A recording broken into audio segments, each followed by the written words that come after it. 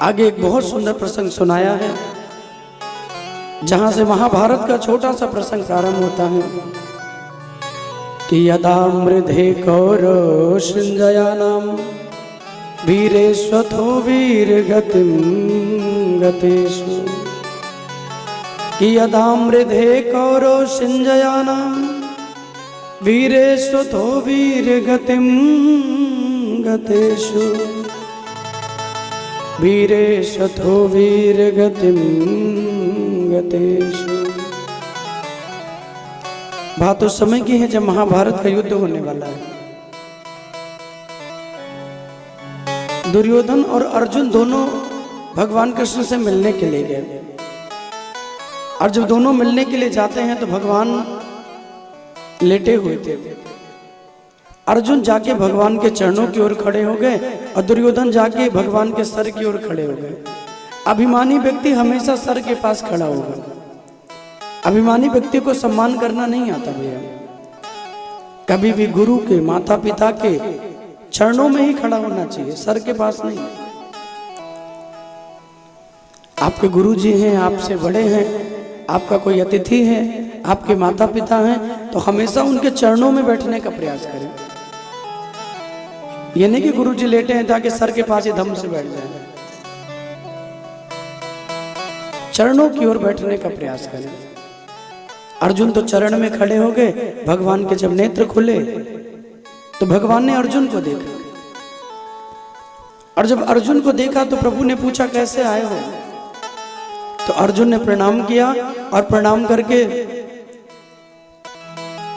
प्रभु से आशीर्वाद लिया। पीछे से दुर्योधन ने भी प्रणाम किया,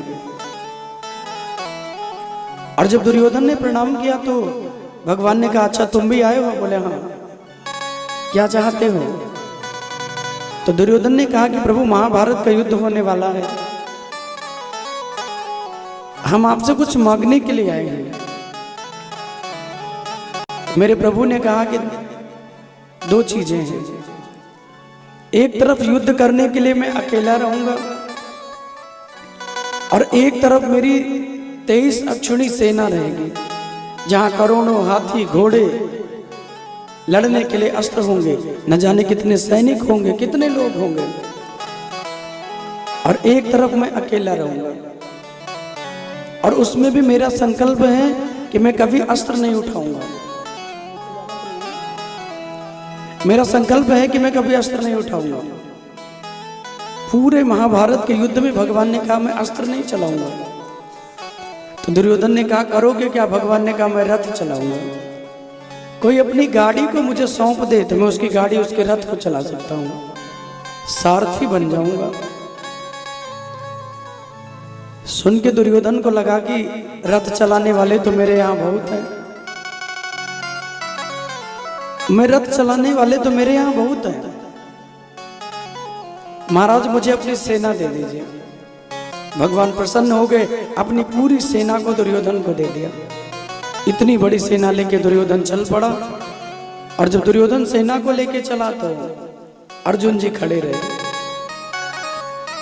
भगवान ने कहा कि अर्जुन सेना तो लेके दुर्योधन गए, अब तुम क्या लोगे। तो अर्जुन मुस्कुराते हुए कहते हैं प्रभु हम तो आप ही को लेने के लिए आए हैं, आप ही चलिए मेरे संग में। भगवान ने कहा कि देखो मेरा नियम है, मैं अस्त्र नहीं उठाऊंगा।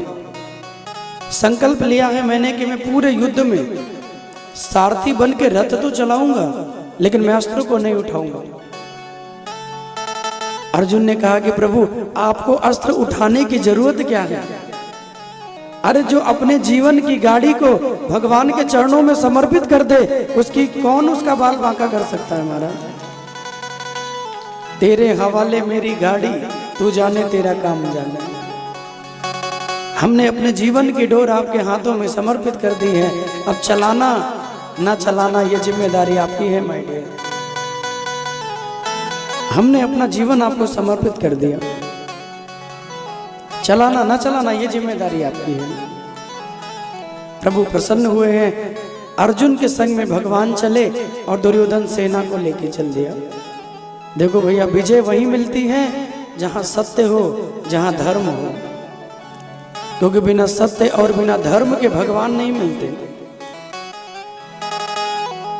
जहां सत्य होगा, जहां धर्म होगा, वहां भगवान अपने आप खड़े रहेंगे। गीता में प्रभु कहते हैं अर्जुन,